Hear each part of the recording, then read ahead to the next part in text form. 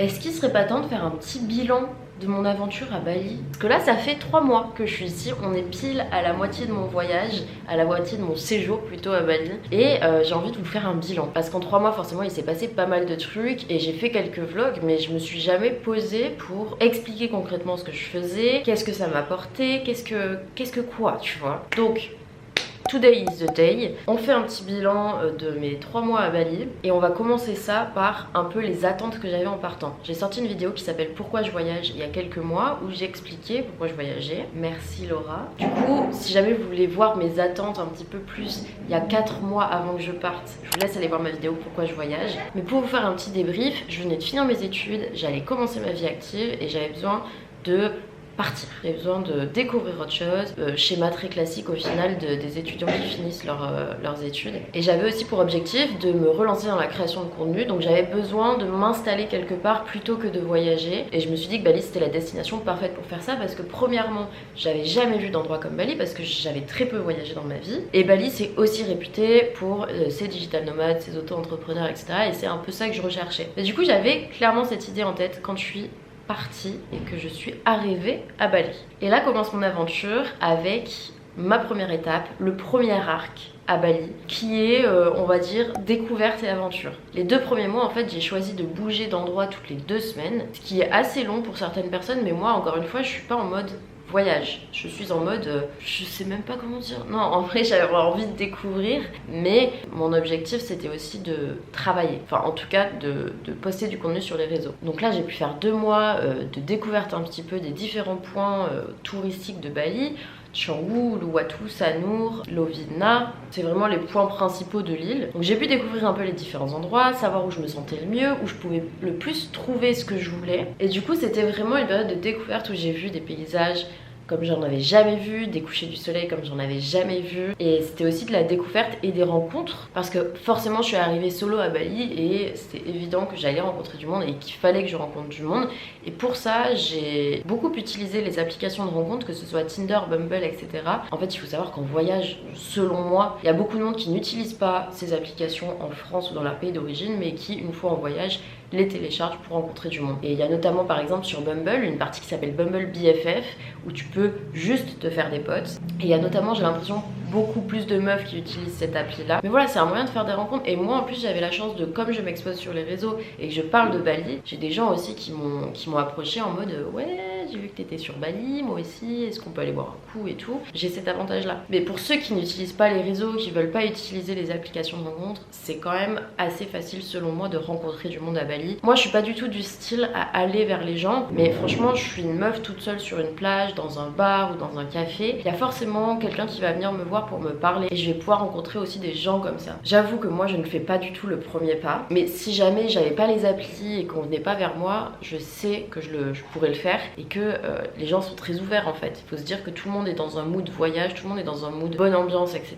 Donc ils vont pas te rembarrer. Par contre, truc important, et j'en ai fait un TikTok donc je vais pas trop m'étaler là-dessus, mais en fait quand tu t'installes dans un endroit comme Bali qui est une destination touristique, il faut directement se mettre en tête que tu vas devoir dire au revoir. Et je pense que c'est même de manière générale quand tu voyages, mais en fait la particularité quand tu t'installes quelque part, c'est que tu dois dire au revoir, mais tu es toujours la personne qui reste. Et je pense que c'est un peu plus délicat parce que du coup quand tu pars, tu vas vers quelque chose de nouveau, vers de nouvelles découvertes, etc. Et c'est peut-être plus facile de dire au revoir en partant que de dire au revoir en restant. Je sais pas si c'est très clair. Quotidiennement tu rencontres des gens qui sont là, qui restent pendant une semaine et du coup tu dois pas faire l'effort, mais en tout cas tu tisses un lien qui va se terminer sur un au revoir 1 semaine ou 2 semaines après quoi. Et ça j'en avais pas trop conscience quand je suis partie, j'avoue, et j'en ai de plus en plus conscience parce que du coup il y a de plus en plus de monde qui reste et même les personnes qui pensent rester ne restent pas. Et voilà, faut juste se détacher un petit peu de ça, ne pas se fermer aux rencontres par peur de devoir dire au revoir, parce que c'est juste inévitable. Et moi ce que je fais maintenant c'est que j'essaie de rencontrer un peu plus de monde qui reste sur du long terme, mais c'est un peu compliqué parce que ces gens là soit ils ont déjà leur cercle et leurs habitudes et ils cherchent pas à faire de nouvelles rencontres, soit c'est des gens qui pensent rester et qui au final ne restent pas. Donc c'est la partie un peu délicate au niveau des rencontres. Mais voilà, 2 premiers mois, trop cool, découverte, rencontre, exceptionnelle, sauf que Bah après ces 2 premiers mois, j'ai dû faire une sortie de territoire pour renouveler mon visa et je suis partie à Singapour. Je vous ai fait une vidéo d'ailleurs où je vous expliquais un peu mon aventure là-bas, puisque je ne l'ai pas apprécié du tout. Mais le point positif, c'est que ça m'a permis de me rendre compte à quel point j'aimais Bali, à quel point je me sentais chez moi à Bali, et que j'avais envie de me donner la possibilité de rester ici si je le voulais, ou même de revenir ici quand je le voulais. Et en fait, créer cette chose, cette liberté, c'est un peu délicat. Il faut se donner les possibilités de le faire. Et c'est pour ça qu'après ces 2 mois, on arrive à un nouvel arc, qui est l'arc création de contenu et l'arc je m'installe. J'ai décidé de m'installer à Canggu, qui est un endroit que je n'avais pas du tout aimé en fait pendant les 2 premiers mois, puisque pendant les 2 premiers mois j'étais en mode découverte, en mode j'ai besoin de voir des belles choses, etc. Alors qu'à Canggu, les plages sont moches, t'as pas forcément de... Enfin, je suis peut-être un peu dure, les plages ne sont pas les plus belles de Bali, c'est clairement pas les plus beaux paysages, etc. Mais t'as une concentration d'expatriés, de digital nomades et tout qui se trouve ici, donc c'est hyper occidentalisé, et c'est vrai que pour ce 2e arc et pour ces objectifs là, je me suis dit que c'était l'endroit parfait. Et en effet, là du coup ça fait un mois et demi que je me suis réinstallée à Canggu, que je ne bouge plus toutes les 2 semaines et que j'y ai trouvé une routine. Alors là, je peux imaginer qu'il y ait certaines personnes qui s'affolent. Routine en voyage, genre c'est quoi ça? En fait je suis vraiment plus en voyage. Là je vis à Bali. Et du coup non, je ne vais pas découvrir des nouveaux endroits tous les jours. C'est comme en fait quand t'attaques tes études supérieures et que tu vas dans une nouvelle ville, au début tu kiffes, tu découvres, etc. Au bout d'un moment non, c'est ton lieu de vie. Et du coup tu profites, mais juste pas de la même manière que quand t'es arrivé. Et c'est pour ça que mon contenu il a changé aussi. Il y a beaucoup moins de vlogs par exemple sur mes activités et tout, parce que au final mes activités c'est quoi? C'est je me lève le matin, je vais à la salle, je vais bosser dans un café, je tourne des vidéos l'après-midi, le soir je vais voir le coucher du soleil avec des potes et je sors. Et du coup je vais pas vous vlogger ça tous les jours parce que c'est pas hyper intéressant. Mais du coup on est rentré dans un nouvel arc. Je me suis concentrée sur la création de contenu et j'ai même pu choper des petits conseils qui m'ont permis, notamment au niveau algorithme, de venir cibler des audiences françaises plutôt que des audiences indonésiennes, parce que c'était un peu la galère quand je suis arrivée. Et donc je me suis fixé le rythme de 1 TikTok par jour et d'une vidéo YouTube par semaine tous les dimanches. Et donc ça doit faire à peu près un mois que je fais ça maintenant, et j'arrête pas de le dire mais je me plais énormément à le faire. Mais le plus important entre guillemets, c'est que du coup avec cette régularité, j'ai pu avoir clairement une augmentation de mes stats et une augmentation de ma visibilité. C'est pas une augmentation waouh, tu vois, mais je vois que mon travail paye, donc c'est satisfaisant. Sauf que mon travail paye parce que j'ai des bons statistiques, mais mon travail ne paye pas. Pour l'instant, je suis pas du tout monétisée sur les réseaux, je n'ai aucun partenariat ou quoi que ce soit avec aucune marque, et donc forcément au bout d'un moment ça vient rentrer en jeu, parce que la liberté dont je parlais tout à l'heure, si je veux me la créer, bah c'est aussi lié à l'argent. Et c'est pour ça que depuis 2 semaines je me suis déclarée auto-entrepreneuse, que je réponds à des offres par-ci par-là, et pour moi la freelance c'est le moyen parfait de pouvoir continuer ma création de contenu, d'avoir la liberté de le faire d'où je veux, de la manière dont je veux, et d'avoir cette possibilité de rester à Bali ou de revenir à Bali si je le veux plus tard. En plus de ça, comme je disais, à Canggu c'est vraiment là où il y a beaucoup d'entrepreneurs et tout, donc j'ai pu en rencontrer.